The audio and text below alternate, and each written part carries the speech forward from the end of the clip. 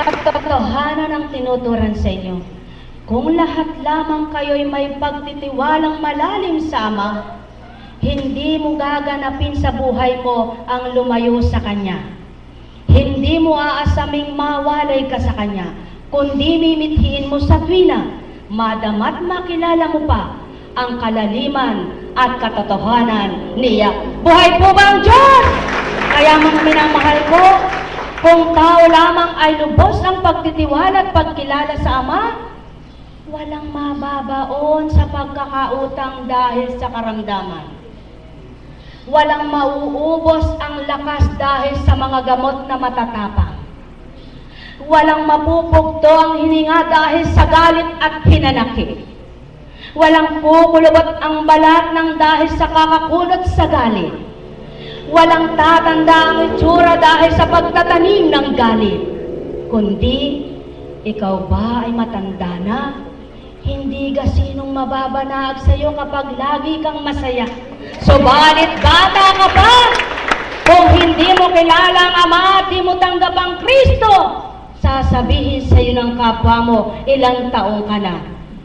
At pagdakang sinagot ka, 30, halatang punong-puno ka ng problema. At ang kanan ang tinuturan ko. Kaya mga mahal ko, marapat bang dibdiban ang buhay? Hindi kailan pa man, sapagkat ang buhay kapag dinibdib mo, ang buhay mo pinandidibdib, mawawala sa'yo.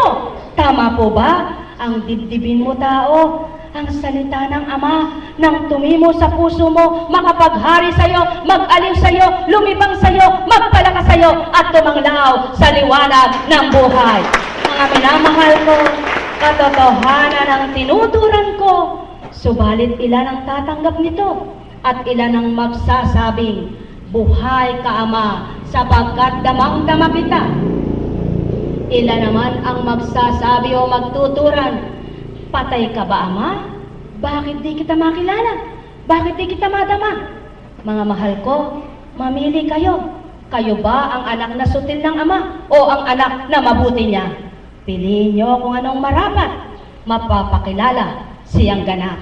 Sumayin nyo ang kapayapaan, mga minamahal.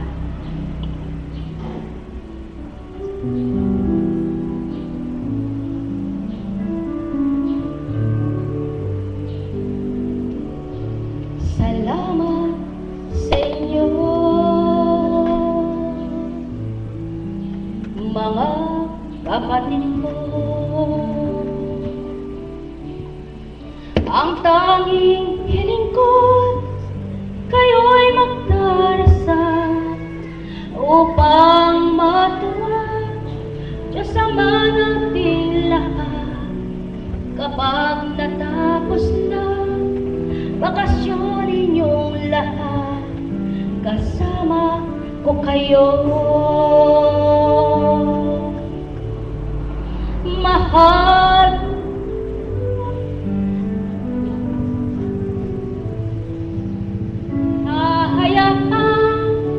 matukso ng iba, laging kasama nyo, ngayon kailan pa man, walang katapusan. Pagtulong sa kapwa, nais ng Diyos Ama, at mag-akay ng kapatid ninyong mahal. Bulag nilang mata ay inyong dampian upang makakita. Liwanag kay kantin, pusong mapagmahal, landasing matuwid ay inyong matahan.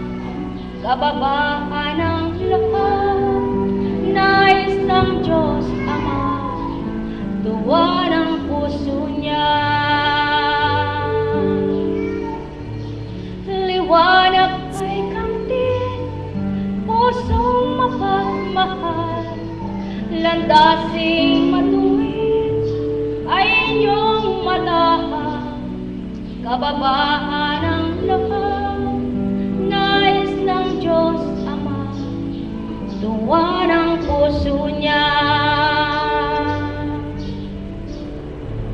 kung nagnilay kayo, mga minamahal ko, o kay buti ng Ama, kay dakila niya. Isang espiritong binabahagi sa mga anak niya, subalit maraming sangay sila. Iba't ibang gampanin, iba't iba kaukulan, iba't ibang nadadamay, pandarama sa kapwa nila. Kung paano sila dumamay, kung paano damhin, ang pagmamahal na ito ay isa lamang ang magbibigay, tanging Ama lamang ng buhay ng tao. Wala si Apo Kunching sa damong ito, subalit may gumanap para sa inyo. Yaon ay ang mga alagad na hinirang upang sa inyo'y alayan kayo, padamang buhay ang nag-alay. Si Apo Kunching na may ginamit sa ilang kasama upang patotohanang ang Ama ay buhay, upang pakilalang makapangyarihan ng Ama, upang pasuri sa mga kasama kung sinong tinanggap nilang pinaglilingkuran sa bawat araw. Mayroon po bang nawala sa araw ng kahapon? Wala, mga mahal ko. Yan ang Ama. Ganyan kumilos ang Ama. Mayroon ka bang paglilingkod na tinanggap sa Kanya? May atas ba siya na tinanggap mo, tao? Kahit saan dako ka, kikilos at kikilos ka. Maghahari ay siya kapag ang isip at damdamin mo, inukol mo sa Kanya. Katotohanan, katotohanan, itong aking tinuturan, mayroon ba kayong mga dalahin?